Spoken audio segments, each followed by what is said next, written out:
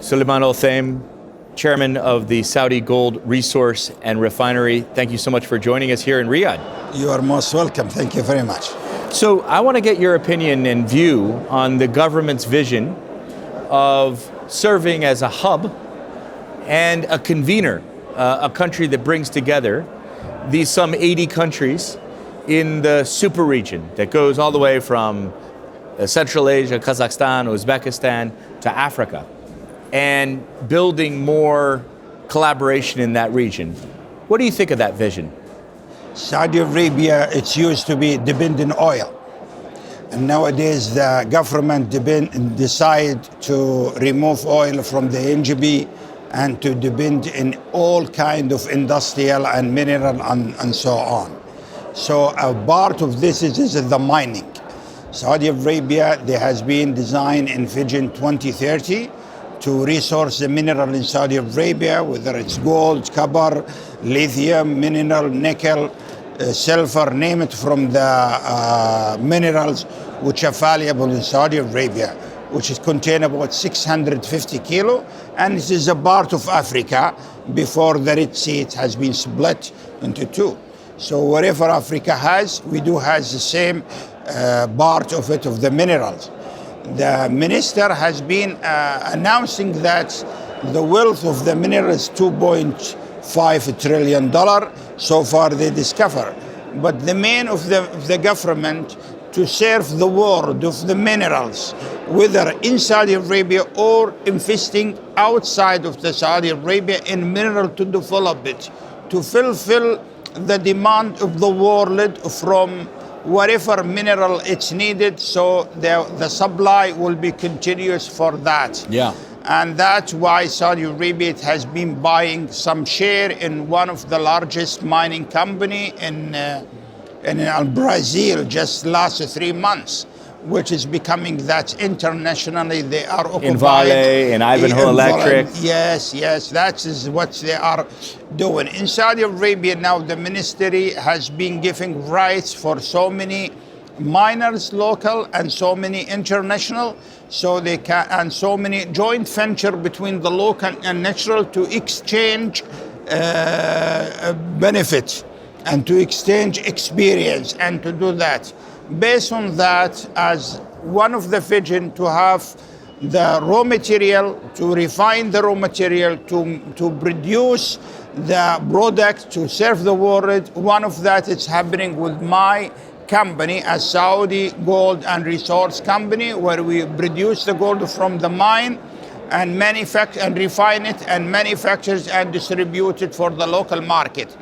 Because the local market, it is one of the biggest 5 world consumption for the gold consumption in the world. And we produce, yes, we produce 10 ton of gold, all consumed in Saudi Arabia, and we still import about 140 ton to the Saudi market. Wow. And the vision for the government to develop, for example, the mining resource and to provide the job for youth and to match the experience between the international people who has experience with the local who are learning, because the population of Saudi Arabia is 70% less than 25 years. So you have a lot of power from men and women.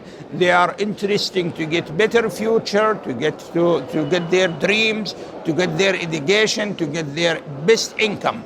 And the mining, they are giving good wages for them, where they make them happy to work and to improve themselves. And what do you think about what the government is doing? What is your view? It's great. They are doing everybody busy, day and night, in all kind, in hospitals, in real estate development, in projects, in in the minerals industry? In mineral industry, all making everybody visit.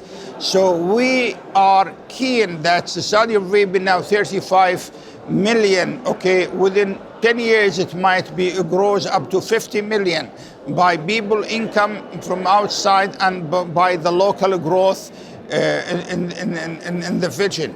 What do you think about Saudi Arabia's vision of bringing this super region together?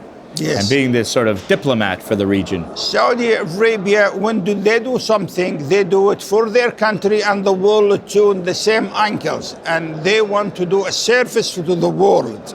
So their aim to utilize all the benefit for the nation, which about 7 billion people, to have a better life, better income. And by providing this opportunity, they are merged the resource and the fund and the expertise under one umbrella, when it can act like piano or like music, where it's the benefit for the people, they can get it.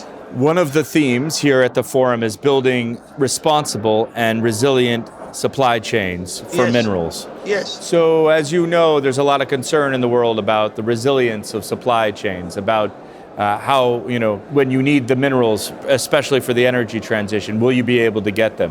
Where does Saudi Arabia fit into the solution? Saudi Arabia is part of the world, and they are doing themselves and their best to provide the raw material inside Saudi Arabia and to export it and explore it in other countries, which they don't have enough resource or experts. Yeah. So that's what we are doing. Whether we are bringing people international to come here to invest, or we take the Saudi and the international to invest outside to develop the resource of the whole continental to serve the world. Yeah. And the other part of that is responsible supply chains and delivering the minerals for the energy transition. What do you think?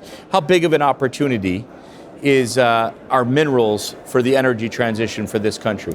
This has been a question for specialists who are calculating what is the demand and what is the shortage. And that I cannot answer it. That's but okay. I do understand that wherever there is a need, the market and the business people, they will fulfill it. Yeah. And Saudi Arabia in this meeting and this group gathering the people who has the money, who has the know-how, who has the resource, gathering the three to create a vehicle for the benefit of the world.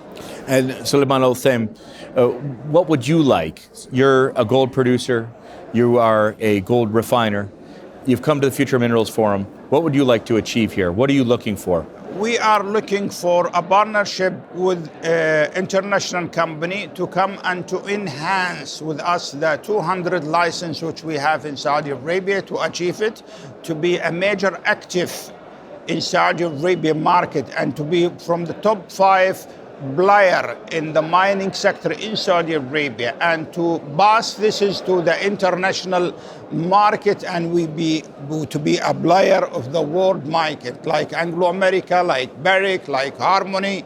Once we have the assistance and the support, we have the assistance finance from the government, we have the finance from Saudi fund, they are giving up to 75%. We have everything. So we are in the paradise. We are not in the real life. And last question, the Future Minerals Forum. What do you make of it? The Future Mineral Forum, it has been putting the world together into one platform to restructure their business and to develop.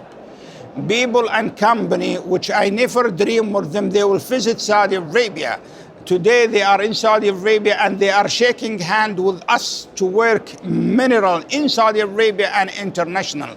Like the big guys, the big Harmony in Anglo-America, Barracks, which is a great advantage.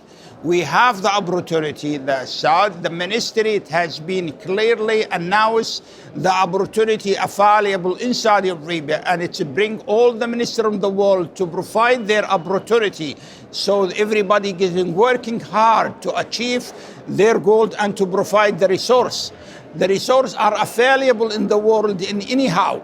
So you just utilize it, and the politician, they're making the system easy for the business people to clap hand and to do the job.